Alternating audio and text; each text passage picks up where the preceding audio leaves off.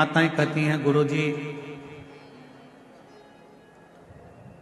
बेलपत्र कब खाना चाहिए और कब नहीं खाना चाहिए। शिव महापुराण की कथा कहती है, जब शरीर में रोग हो, शरीर में कष्ट हो, तब शंकर जी की चढ़ी हुई बेलपत्र अगर पूरी 3 पत्तियां, मान लो आप पूरी 3 पत्ती भी बेलपत्र की नहीं खा सकते, तो बेलपत्र के आगे की थोड़ी सी एक अंश नोक मात्र भी आपके मुख में अगर जाती है तो भी वो उतना ही असर करेगी जितनी पूरी पत्ती करती है। एक अंश मात्र।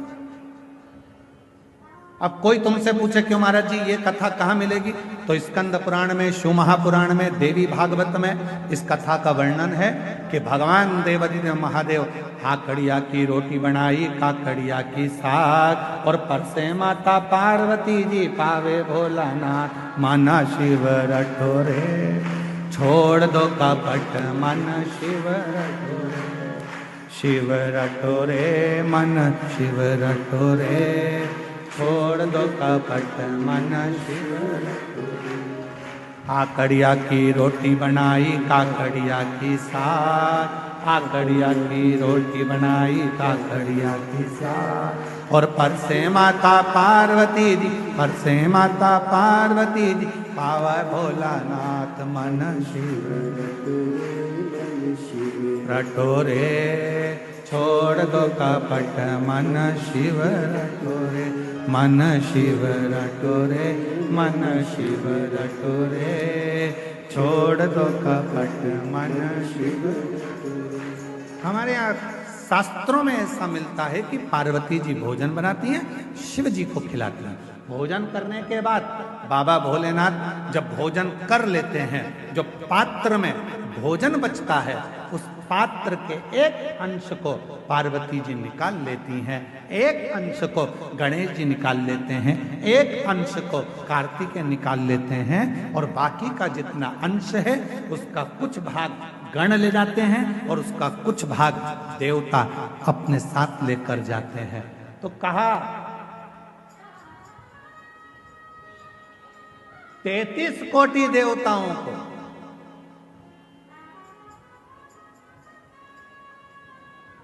भोजन की थाली का कितना भाग मिलता था, जरा ध्यान से सुनना प्रयागराज वाले। जितनी मेरी जीजियां बैठी हैं, जीजा बैठे हैं, मेरी बेटियां बैठी हैं, बेटा बैठे हैं, जितने मेरे बुजुर्ग माँ बाप बैठे हैं, सब सावधानी से सुनना। और जितने आस्था चैनल पर, फेसबुक, यूट्यूब पर, जितना सोशल मीडिया पर सुन रहे हो, सब सावधानी से सुनना कि शिवजी की थाली में से जो भोजन बचता था वो 33 कोटि देवता, अब ध्यान देना, गणेश जी का हिस्सा निकल गया, पार्वती जी का निकल गया, कार्तिकेय जी का निकल गया, योगिनियों का निकल गया, गणों का निकल गया, उसके बाद में देवताओं का हिस्सा। आखिर वो देवताओं के हिस्से में से 33 कोटि देवताओं को उस भोजन में से मिलता कितना भोजन मिलता होगा, वो प्रश्न है। तो कहा प्रसाद का मतलब क्या है। जो शंकर जी की थाली में से भोजन जाता था, भगवान नारायण के लिए लक्ष्मी जी लेकर जा रही हैं, और वैकुंठ जाते जाते जितने देवता उस प्रसाद का दर्शन करते थे, वो प्रसाद उतना उतना उन देवताओं की दृष्टि में समाहित होकर उनके हृदय में उतरता जाता था। भोजन का कण मात्र का दर्शन भी सुख दे जाता, कण मात्र का दर्शन भी सुख दे रहा।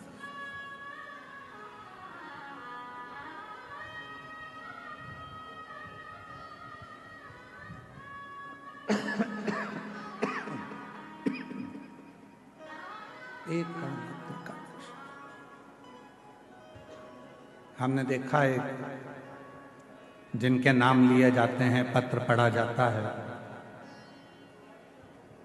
जब वो बेलपत्री लेने के लिए आते हैं और बेलपत्री लेकर जाते हैं तो कई माताएं कहती है उस बेलपत्र का दर्शन करा दो। बेलपत्र लेकर जाने वाला पूछता है कि बेलपत्र का दर्शन कर कर क्या करोगे? हमने शिव पुराण में पढ़ा है, उमा संहिता में वर्णन है, कौमारे खंड में भी वर्णन है कि शिव जी के प्रसाद का मात्र दर्शन कर लेने से भीतर के सारे विषाद समाप्त हो जाते हैं।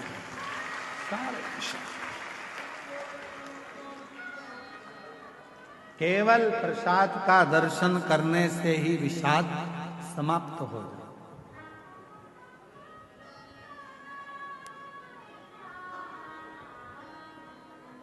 आप लोग रोज रोज अगर बेलपत्री खाओगे, भाई स्वास्थ्य खराब है तब थोड़ा सा अंश ले लो, रोज रोज खाओगे तो मुख में छार छार सा हो, कई बार स्वाद नहीं आता फिर भोजन, कई बार जिह्वा छारी छारी सी हो जाती।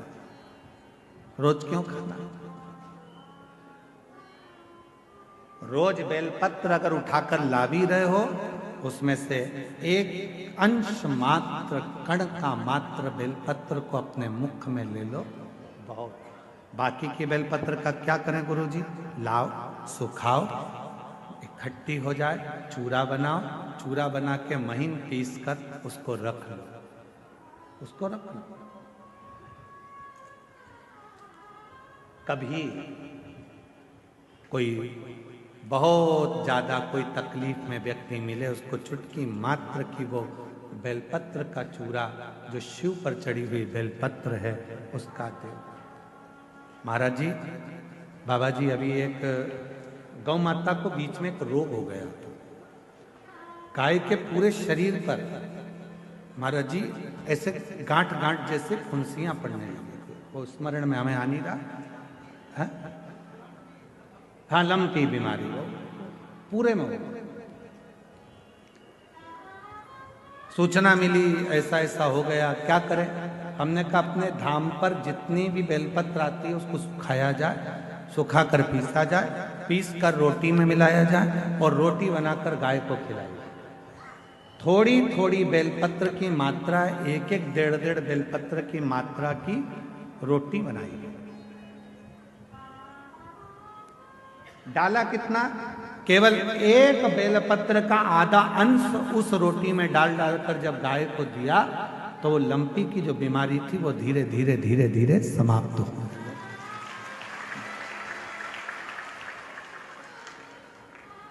दवाई की तरह बेलपत्र की भी मात्रा होती है कि कितनी मात्रा में खाना है। ऐसा नहीं कि बेलपत्र पूरी मिली है तो हमको पूरी ही खाना है, ले जाओ थोड़ी थोड़ी घर में सबको दे दो, बाकी के संभाल के रखो। कोई जीव को, कोई व्यक्ति को जरूरत पड़े उस समय पर वो पानी से उसको थोड़ी सी डाली और निगल गए।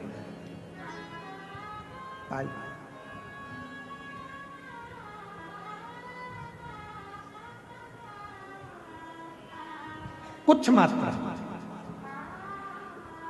और बीमारी हो तब जरूर उसकी बेलपत्र का थोड़ा सा भाग शिव पे चढ़ा हुआ अवश्य। पर यदि आप स्वस्थ हैं, शिव की कृपा है, तो भले ना पाए, एक लोटा जल चढ़ाएं, जल का थोड़ा सा भाग अपने मुख में आचमन जरूर करें, उससे फल।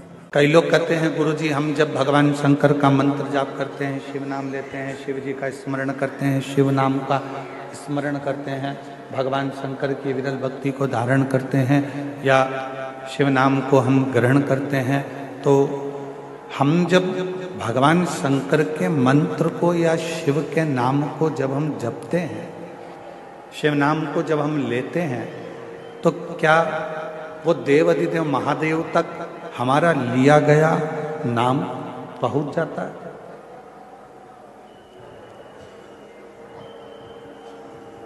क्या देवाधिदेव महादेव तक हमारा लिया गया नाम पहुंच सकता है? तो पहले तो अपने भीतर से एक भ्रम निकालो, अपने अंदर का एक भ्रम निकालो कि महादेव तक हम जो नाम ले रहे हैं वो पहुंचेगा कि नहीं पहुंचेगा। पहले अपने भीतर का ये भ्रम समाप्त करो। मतलब आपकी दृष्टि में ये है कि आपकी दृष्टि में लगता है कि ऐसा है कि शंकर भगवान हमसे बहुत दूर है, शिव जी हमसे बहुत दूर है। जब तो आपकी बुद्धि में यह बात आती है कि हम जो बात कहेंगे वो शिव जी सुनेंगे कि ना सुनेंगे, हम जो मंत्र बोलेंगे, जो मंत्र हम बोलेंगे वो मंत्र शिव जी तक पहुंचेगा कि नहीं पहुंचेगा, हम जो मंत्र का स्मरण करेंगे वो देवाधिदेव महादेव तक पहुंचेगा कि नहीं पहुंचेगा। आपके भीतर यदि ये विचार चलता है तो मतलब आप ये विचार कर रहे हैं कि शंकर जी हमसे बहुत दूर है। पर शिव महापुराण की कथा कहती है, भगवान देवाधिदेव महादेव का चरित्र कहता है, जिस समय पर आप भगवान देवाधिदेव महादेव का स्मरण करते हो, उनको याद करते हो, उनका स्मरण करते हो, उस समय पर आपको लगता है कि शिव बहुत दूर हैं, तो उन तक हमारी आवाज पहुंचेगी कि नहीं पहुंचेगी। पर शिव कथा कहती है आपके मुख से जैसे ही भगवान शंकर को याद किया जाता है, शिव का नाम लिया जाता है, शिव का स्मरण किया जाता है, उस समय पर भगवान देवाधिदेव महादेव आपके नजदीक में खड़े होकर उस उच्चारण को श्रवण करते हैं। भगवान शंकर उस उच्चारण को श्रवण कर रहे होते हैं, भगवान शिव उस उच्चारणों को श्रवण करते हैं।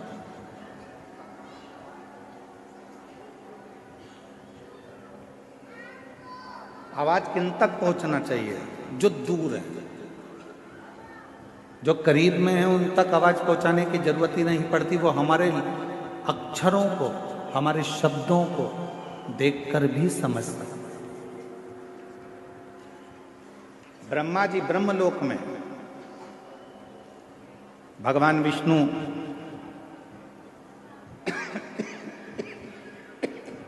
बैकुंठ लोक में,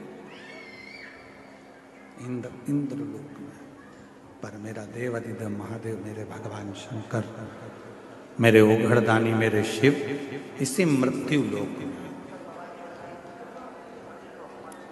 अब ब्रह्मा जी को यदि आपको कुछ कहना है तो भले तुमको तेज बोलना पड़ सकता, भगवान विष्णु जी को अगर कुछ कहना है तो हो सकता है कि आपको तेज बोलना पड़ सकता है।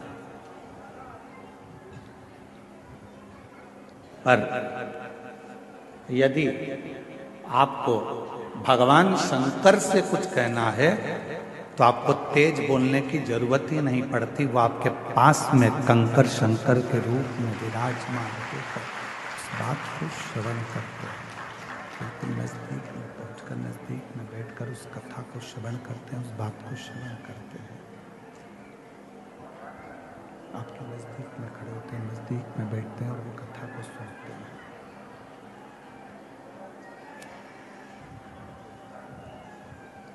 शिव नजदीक में है, भगवान शंकर नजदीक में है, शिव नजदीक में है, भगवान शंकर नजदीक में है। शिव की कथा कर रही है, भगवान शंकर का चरित्र कह रहा है, शिव महापुराण की कथा कर रही है।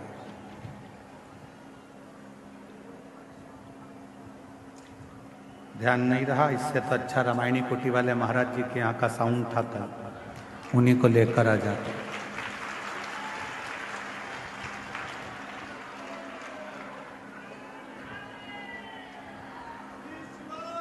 शिव को, भगवान शंकर को, देवाधिदेव महादेव को बहुत दूर ढूंढने की जरूरत नहीं। ये कल भी कथा में कहा था, आज भी कथा में कह रहा हूँ, अभी भी कथा में कर, बहुत जाने की जरूरत नहीं पड़ती। शंकर को ढूंढने के लिए बहुत दूर, शिव को ढूंढने के लिए बहुत दूर जाने के लिए जरूरत नहीं पड़ा। शिव हमारी श्वासों में, शिव हमारी रोमावली में, शिव हमारी धड़कनों में, शिव हमारे रोमों में समाहित है। जब हमको कुछ भगवान देवाधिदेव महादेव से कहना है तो आप ये अपने मन से निकाल दीजिए कि हमको बहुत दूर हमारे शंकर भगवान हैं, तो हमको बहुत दूर बैठे हुए शिव से कुछ कहना पड़ेगा। कुछ कहना नहीं। शिव से कहना एकदम सरल है, भगवान शंकर से कहना एकदम सरल है। शिव तुम्हारे नजदीक में, शंकर भगवान तुम्हारे करीब में, बिल्कुल नजदीक। और जब हम भगवान शिव से अपने मन की कोई बात कहते हैं तो दुनिया के लोगों को लगता है कि शिव सुनेंगे ना सुनेंगे।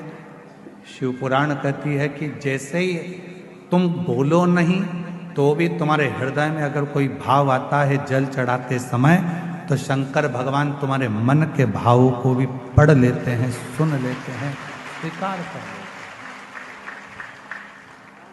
भगवान देवाधिदेव मन के भावों को, विचारों को, शिव अपने मन के भावों को, अपने विचारों को भी पढ़ लेते हैं, सुन लेते हैं। मन की शुद्ध भावों को भी पढ़ लेते हैं, विचारों को भी पढ़ लेते हैं।